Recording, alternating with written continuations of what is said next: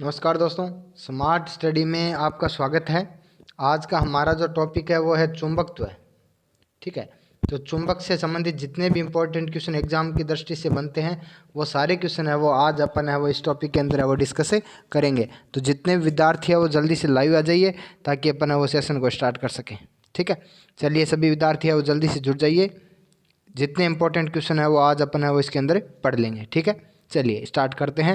सबसे पहला क्वेश्चन आपके सामने है, निम्नलिखित में से कौन सी तरंगे चुंबक से प्रभावित होती है? बताइए भाई, कौन सी तरंगे हैं वो चुंबक से प्रभावित होती है? रेडियो तरंगे, पराबैंगनी तरंगे, बीटा तरंगे या एक्स किरण?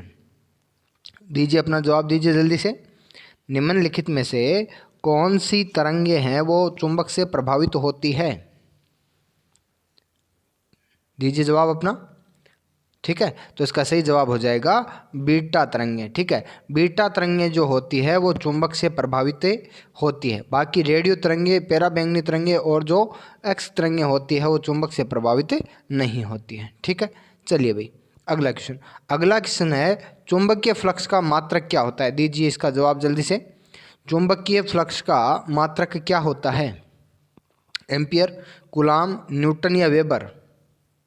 ठीक है, तो अपन कहते हैं चुंबकीय फ्लक्स का मात्रक क्या होता है? वेबर होता है, जिसे फाई से व्यक्त किया जाता है। ठीक है, चुंबकीय फ्लक्स का मात्रक क्या होता है? वेबर होता है और जिसे फाई से व्यक्त किया जाता है। ठीक है, आगे यदि अपन बात करें तो एम्पियर जो होता है वो विद्युत धारा का मात्रक होता है। ठीक है, एम्पियर जो होता है वो किसका मात्रक होता है? विद्युत धारा का मात्रक होता है। कूलाम जो होता है वो विद्युत आवेश का मात्रक होता है। ठीक है, कूलाम जो है वो किसका मात्रक होता है? विद्युत आवेश का मात्रक होता है। और न्यूटन जो होता है वो मात्रक होता है भार और बल का। ठीक है, भार और बल का मात्रक क्या होता है? न्यूटन होता है। ठीक है, चलिए भाई अगला क्वेश्चन है, चुंबकीय क्षेत्र का अस्थायी मात्रक क्या होता है? बताइए भाई, चुंबकीय क्षेत्र का अस्थायी मात्रक क्या होता है? सबसे पहले यदि अपन बात करें चुंबकीय क्षेत्र क्या होता है, तो चुंबक के चारों ओर उत्पन्न जो क्षेत्र जहाँ पर चुंबकीय बल महसूस होता है, चुंबक के चारों ओर का वह क्षेत्र जहाँ पर चुंबकीय बल महसूस होता है उस क्षेत्र को बोलते हैं चुंबकीय क्षेत्र।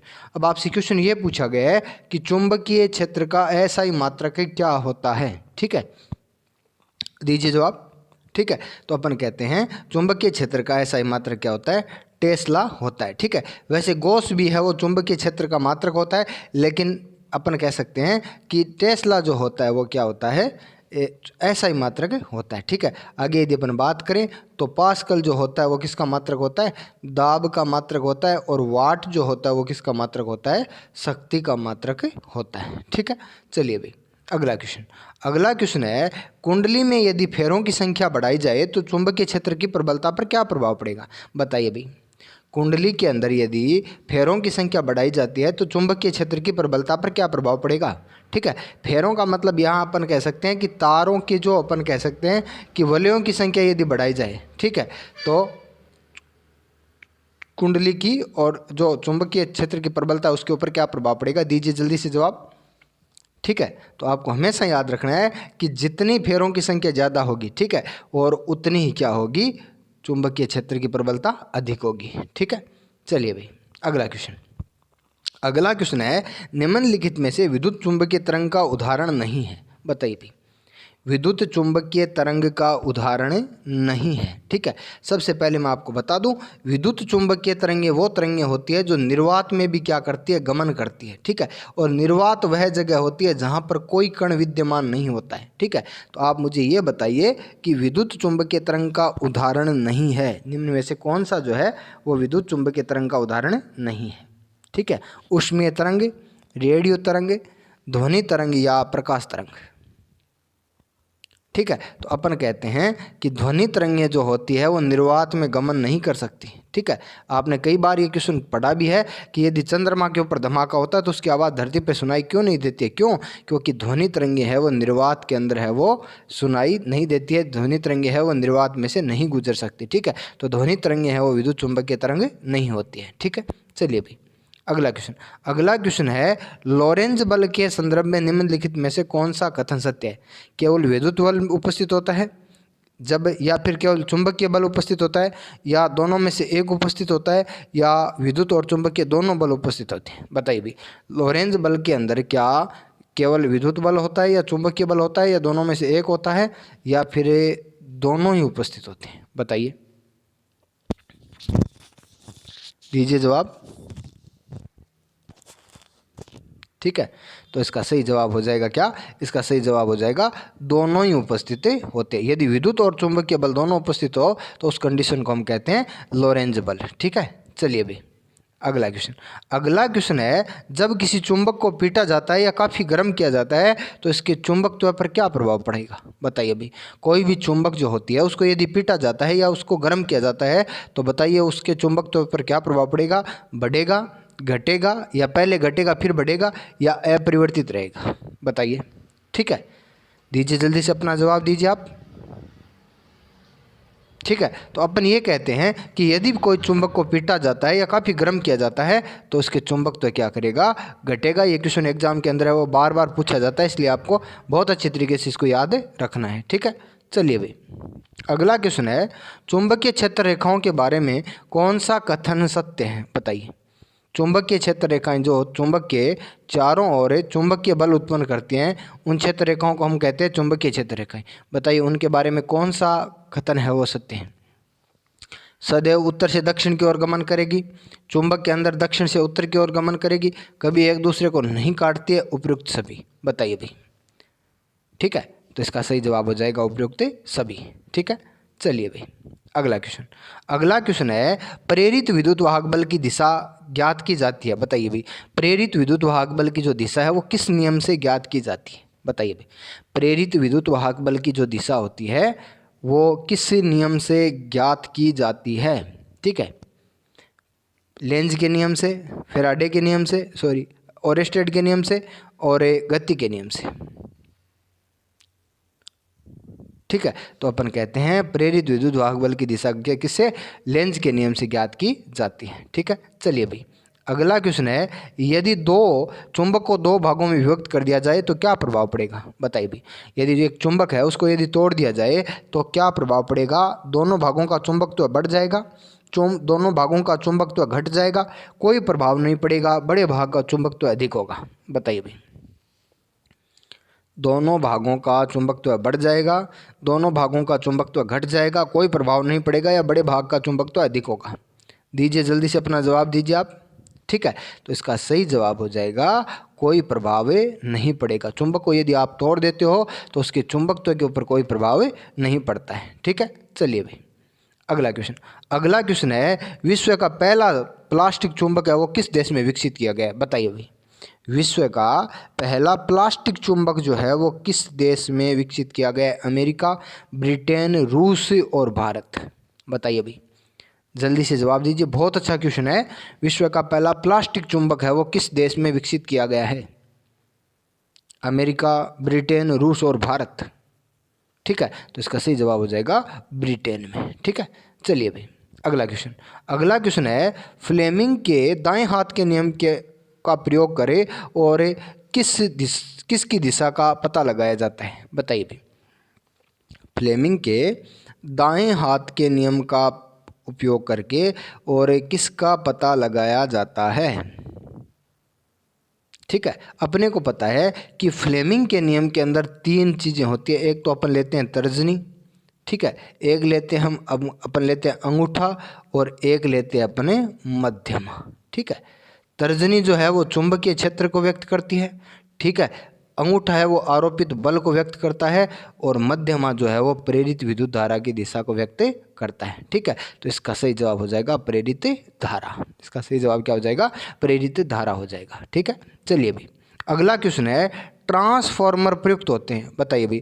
ट्रांसफॉर्मर है वो क्या काम में आते हैं? एसी को डीसी में बदलने के लिए, डीसी को एसी में बदलने के लिए, या डीसी का वोल्टेज परिवर्तन करने के लिए, या एसी का वोल्टेज परिवर्तन करने के लिए? बताइए भाई, ट्रांसफॉर्मर है वो क्या काम में आते हैं? जल्दी से बताइए। एसी को डीसी में बदलने के लिए, डीसी को एसी में बदलने के लिए, डीसी का वोल्टेज परिवर्तन करने के लिए, या एसी को? देखिए यहाँ एसी का मतलब है अल्टरनेट करंट, या इसको हम बोलते हैं प्रत्यावर्ती धारा, और डीसी का मतलब है डायरेक्ट करंट, इसको हम बोलते हैं दिष्ट धारा। ठीक है, तो ट्रांसफॉर्मर जो होते हैं वो एसी का वोल्टेज परिवर्तन करने के काम में आते हैं। ठीक है, चलिए अभी अगला क्वेश्चन है, प्रत्यावर्ती धारा को दिष्ट धारा में परिवर्तित किया जाता है? बताइए भाई। प्रत्यावर्ती जो धारा होती है एसी जो होती है उसको डीसी में कन्वर्ट करने के लिए किसका उपयोग किया जाता है? बताइए। प्रत्यावर्ती धारा को दिष्ट धारा में परिवर्तन करने के लिए किसका उपयोग किया जाता है? ठीक है, तो इसका सही जवाब क्या हो जाएगा? दीजिए जल्दी से अपना जवाब दीजिए आप। तो इसका जवाब हो जाएगा रेक्टिफायर। ठीक है, चलिए अभी अगला क्वेश्चन। अगला क्वेश्चन है एक टेस्ला में कितने गॉस होते हैं? देखिए अभी हमने पढ़ा था चुंबकीय क्षेत्र का मात्रक होता है टेस्ला, और मैंने आपको ये भी कहा था कि चुंबकीय क्षेत्र का एक और मात्रक होता है गॉस। अब आपसे क्वेश्चन ये पूछा गया है कि एक टेस्ला के अंदर है वो कितने गॉस होते हैं? बताइए। 10 की पावर 4, 10 की पावर 5, 10 की पावर 6 या 10 की पावर 7? दीजिए जल्दी से अपना जवाब दीजिए। ठीक है, तो अपने को याद रखना है कि एक टेस्ला कितना? एक टेस्ला बराबर होता है 10 की पावर 4 गॉस के। ठीक है, ये क्वेश्चन एग्जाम के अंदर है वो कई बार सीधा पूछा जा चुका है, तो आपको याद रखना है एक टेस्ला जो होता है वो 10 की पावर 4 गॉस के बराबर होता है। ठीक है, चलिए भी अगला क्वेश्चन है मैक्सवेल का दक्षिणावर्ती पेच नियम किससे संबंधित है? बताइए भी। मैक्सवेल का दक्षिणावर्ती पेच नियम, या इसको मैक्सवेल का पेच नियम भी बोलते हैं, तो या इसको कॉर्क स्क्रू नियम भी बोलते हैं। ठीक है, तो बताइए आप ये नियम जो है वो किससे संबंधित है? विद्युत चुंबकीय क्षेत्र की दिशा पता लगाने में, चुंबकीय क्षेत्र का पता लगाने में, प्रेरित विद्युत धारा की दिशा पता लगाने में, या उपरोक्त में से कोई नहीं? दीजिए जवाब। मैक्सवेल का दक्षिणावर्ती पेच नियम जो है वो किससे संबंधित है? ठीक है, देखिए ये जो नियम है उसके अनुसार यदि किसी धारावाही चालक तार में को यदि इस पर अपन किसी पेज से और कोई स्क्रू को कसते हैं, तो यदि पेज की नोक जो है वो विद्युत धारा की दिशा को व्यक्त करे तो घुमाने की जो दिशा होगी वो चुंबकीय क्षेत्र को व्यक्त करेगी। ठीक है, तो इसका उपयोग किया जाता है चुंबकीय क्षेत्र की दिशा ज्ञात करने में। ठीक है, तो इसका सही जवाब हो जाएगा ए। ठीक है, चलिए अभी अगला क्वेश्चन। अगला क्वेश्चन है चुंबकीय क्षेत्र की दिशा ज्ञात करने में किन नियमों का उपयोग किया जाता है? बताइए भाई। चुंबकीय क्षेत्र की दिशा ज्ञात करने में किन नियमों का उपयोग किया जाता है? ठीक है, मैक्सवेल का दक्षिणावर्ती पेच नियम, दाएं हाथ के अंगूठे का नियम, एम्पियर के तैरने का नियम, उपयुक्त सभी। दीजिए जवाब। चुंबकीय क्षेत्र की दिशा ज्ञात करने में किस नियम का उपयोग किया जाता है? दीजिए जल्दी से अपना जवाब। ठीक है, तो इसका सही जवाब हो जाएगा उपयुक्त सभी। आपको याद रखना है मैक्सवेल का दक्षिणावर्ती पेच नियम, दाएं हाथ के अंगूठे का नियम और एम्पियर का तैरने का नियम, ये तीनों नियम जो है वो चुंबकीय क्षेत्र की दिशा ज्ञात करने से संबंधित है। ठीक है, चलिए भाई अगला क्वेश्चन। अगला क्वेश्चन है किस वैज्ञानिक ने बताया था कि धारावाही चालक तार के निकट है वो एक चुंबकीय क्षेत्र उत्पन्न होता है? बताइए। बहुत ही अच्छा क्वेश्चन है, एग्जाम के अंदर बार बार पूछा गया क्वेश्चन है। किस वैज्ञानिक ने बताया था कि कोई भी धारावाही चालक तार है उसके चारों ओर चुंबकीय क्षेत्र, उसमें जब विद्युत धारा प्रवाहित की जाती है तो उसके चारों ओर चुंबकीय क्षेत्र उत्पन्न करता है? बताइए। ठीक है, दीजिए जवाब जल्दी से। तो इसका सही जवाब क्या हो जाएगा? सही जवाब हो जाएगा ओरेस्टेड। ठीक है, ओरेस्टेड ने जब धारावाही चालक तार के अंदर विद्युत धारा प्रवाहित की तो उसने देखा कि उसके पास से रखी हुई जो चुंबकीय सुई है उसके अंदर क्या होता है? विक्षेप उत्पन्न होता है। तब उसने ये कहा कि धारावाही चालक तार के निकट यदि चुंबकीय सुई को रखा जाता है तो वो उसकी दिशा में परिवर्तन होता है। ठीक है, तो इसने ये कहा कि विद्युत धारा प्रवाहित करने पर चुंबकीय क्षेत्र उत्पन्न होता है। ठीक है, चलिए अभी अगला क्वेश्चन है परिनालिका के भीतर सभी बिंदुओं पर चुंबकीय क्षेत्र होता है। देखिए परिनालिका क्या होती है? एक लोहे की नली होती है जिसके चारों ओर, ठीक है, एक लोहे की नली होती है जिसके चारों ओर क्या होता है? चुंबकीय, और अपन कह सकते हैं धातु की तार है वो लपेटे हुए होते हैं। ठीक है, और जब इसके अंदर और एक नरम लोहे की करोड़ को रख दिया जाता है और जब इसमें विद्युत धारा प्रवाहित की जाती है तो ये लोहे की जो करोड़ होती है वो चुंबक की तरह कार्य करती है। ठीक है, ये चुंबक की तरह कार्य करती है। तो अब आपसे ये पूछा गया है कि परिनालिका के भीतर सभी बिंदुओं पर चुंबकीय क्षेत्र क्या होता है? बताइए। एक समान होता है, परिवर्तित होता है, शून्य होता है, या उपयुक्त में से कोई नहीं? बताइए। ये क्वेश्चन एग्जाम के अंदर है वो बहुत बार पूछा गया है। तो आप बताइए किसी परिनालिका, ठीक है, बेलनाकार आकृति की और तांबे के तार लपेटी हुई एक कुंडली होती है जिसके अंदर नरम लोहे की करोड़ रखी जाती है। जब विद्युत धारा प्रवाहित की जाती है तो वो लोहे की करोड़ है वो चुंबक की तरह व्यवहार करती है। तो बताइए परिनालिका के भीतर सभी बिंदुओं पर चुंबकीय क्षेत्र कैसा होता है? ठीक है, तो इसका सही जवाब हो जाएगा एक समान हो जाएगा। ठीक है, चलिए भाई, अगला क्वेश्चन है, मानव शरीर के किन दो अंगों में चुंबकीय क्षेत्र उत्पन्न होता है? बताइए भाई। या अपन कह सकते हैं कि चुंबकीय प्रभाव के अंदर कार्य करते हैं मानव शरीर के दो ऐसे अंग है। ये क्वेश्चन एग्जाम के अंदर है, वो कई बार पूछा गया है। तो बताइए भाई, ऐसे कौन से दो अंग है? ये क्वेश्चन एनसीईआरटी से भी संबंधित है, ठीक है, एनसीईआरटी में भी दिया हुआ है, ठीक है। तो बताइए आप मुझे कि ऐसे कौन से दो अंग है जो चुंबकीय क्षेत्र के अंदर कार्य करते हैं, चुंबकीय क्षेत्र उत्पन्न करते हैं, ठीक है। तो इसका सही जवाब हो जाएगा हृदय और मस्तिष्क, हृदय और मस्तिष्क, ठीक है। चलिए भाई, अगला क्वेश्चन है, चुंबकत्व के मूल सिद्धांत के बारे में कौन सा कथन सत्य है? बताइए भाई, चुंबक है उसके मूल सिद्धांत के बारे में कौन सा कथन है वो सत्य है? चुंबक के ध्रुव सदैव युग्म में रहते हैं, चुंबक के ध्रुव एक दूसरे को समान ध्रुव एक दूसरे को प्रतिकर्षित करते हैं, असमान ध्रुव एक दूसरे को आकर्षित करते हैं, उपयुक्त सभी। बताइए, चुंबक के और मूल सिद्धांत के बारे में कौन सा कथन है वो सत्य है? ठीक है, तो आपको याद रखना है, चुंबक के ध्रुव सदैव युग्म में रहते हैं, समान ध्रुव एक दूसरे को क्या करते हैं? प्रतिकर्षित करते हैं, असमान ध्रुव एक दूसरे को क्या करते हैं? आकर्षित। हमें पता है कि एस सिरे को समान है तो एक दूसरे से कभी है वो चिपकेंगे नहीं, लेकिन एस सिरा एन सिरे को क्या करेगा? आकर्षित करेगा। तो इसका सही जवाब हो जाएगा उपयुक्त सभी, ठीक है। चलिए, चुंबकीय क्षेत्र की तीव्रता का मात्रक क्या होता है? बताइए भाई। चुंबकीय क्षेत्र का मात्रक हमने पढ़ा कि ऐसा ही मात्रक तो क्या होता है? टेस्ला होता है, और एक अन्य मात्रक होता है क्या? गॉस। अब आप मुझे ये बताइए कि चुंबकीय क्षेत्र की तीव्रता का मात्रक क्या होता है? चुंबकीय क्षेत्र की तीव्रता का मात्रक क्या होता है? ठीक है, तो इसका सही जवाब हो जाएगा ओरेस्टेड, ठीक है। सही जवाब क्या हो जाएगा? ओरेस्टेड हो जाएगा, ठीक है। चलिए भाई, अगला क्वेश्चन है, विद्युत चुंबकीय प्रेरण के नियम किसने दिए थे? बताइए भाई, विद्युत चुंबकीय प्रेरण के नियम है वो किसने दिए थे? न्यूटन ने, फेराडे ने, लेंज ने और या ओरेस्टेड ने? बताइए, विद्युत चुंबकीय प्रेरण के नियम है वो किसने दिए थे? दीजिए, जल्दी से अपना जवाब दीजिए, ठीक है। तो इसका सही जवाब हो जाएगा फेराडे ने। इसने दो नियम दिए थे, एक तो दिया था प्रथम नियम और एक दिया था फेराडे का द्वितीय नियम, ठीक है। फेराडे का द्वितीय नियम जो है वो प्रेरित धारा की दिशा को व्यक्त करते हैं, इसलिए फेराडे का जो दूसरा नियम है उसको लेंज का नियम भी कहते हैं, ठीक है। फेराडे का जो दूसरा नियम होता है उसको लेंज का नियम भी कहते हैं, ठीक है। चलिए भाई, अगला है डायनमो बदलते हैं। बताइए, जो डायनमो होते हैं वो यांत्रिक ऊर्जा को विद्युत ऊर्जा में, विद्युत ऊर्जा को यांत्रिक ऊर्जा में, प्रकाश ऊर्जा को रासायनिक ऊर्जा में, या विद्युत ऊर्जा को रासायनिक ऊर्जा में, प्रकाश ऊर्जा में? बताइए, डायनमो जो होते हैं वो किस प्रकार की ऊर्जा का परिवर्तन करते हैं? जल्दी से अपना जवाब दीजिए आप। डायनमो किस प्रकार की ऊर्जा का परिवर्तन करते हैं? ठीक है, तो इसका सही जवाब क्या हो जाएगा? विद्युत ऊर्जा को यांत्रिक ऊर्जा में, ठीक है, विद्युत ऊर्जा को यांत्रिक ऊर्जा में। चलिए भाई, अगला क्वेश्चन है, निम्नलिखित में से विद्युत धारा के चुंबकीय प्रभाव पर आधारित युक्ति है? बताइए भाई, इनमें से विद्युत धारा के चुंबकीय प्रभाव पर आधारित युक्ति कौन सी है? ठीक है, विद्युत मोटर, विद्युत जनित्र या ट्रांसफार्मर? जल्दी से अपना जवाब दीजिए।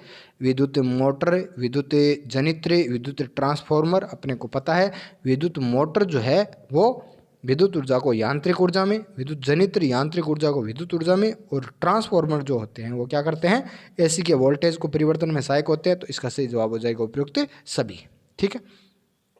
चलिए भाई, अगला क्वेश्चन है, विद्युत चुंबक या कृत्रिम चुंबक बनाने में किस धातु का उपयोग किया जाता है? बताइए भाई, विद्युत चुंबक या कृत्रिम चुंबक बनाने के लिए इनमें से किस धातु का उपयोग किया जाता है? नरम लोहा, तांबा, एल्यूमिनियम या निकल? बताइए, नरम लोहा, तांबा, एल्यूमिनियम या निकल? ठीक है, जल्दी से जवाब दीजिए, एग्जाम में बहुत बार पूछा गया क्वेश्चन है ये, ठीक है। तो इसका सही जवाब हो जाएगा नरम लोहा। नरम लोहे का उपयोग जो है वो विद्युत चुंबक या कृत्रिम चुंबक बनाने में किया जाता है, ठीक है। चलिए भाई, अगला क्वेश्चन है, निम्न में से लोह चुंबकीय पदार्थ नहीं है? बताइए भाई, निम्न में से कौन सा जो है वो लोह चुंबकीय पदार्थ नहीं है? निकल, लोहा, कोबाल्ट या एल्यूमिनियम? दीजिए जवाब। निम्नलिखित में से लोह चुंबकीय पदार्थ नहीं है? निकल, लोहा, कोबाल्ट और एल्यूमिनियम? ठीक है, तो अपन कहते हैं इसका सही जवाब जो है वो हो जाएगा एल्यूमिनियम। ठीक है, एल्यूमिनियम जो है वो एक लोह चुंबकीय पदार्थ नहीं होता, ये एक अनुचुंबकीय पदार्थ होता है। ठीक है, बाकी अपने को याद रखना है कि ये तीनों जो होते हैं ना, निकल, कोबाल्ट और लोहा, ये तीनों होते हैं लोह चुंबकीय पदार्थ।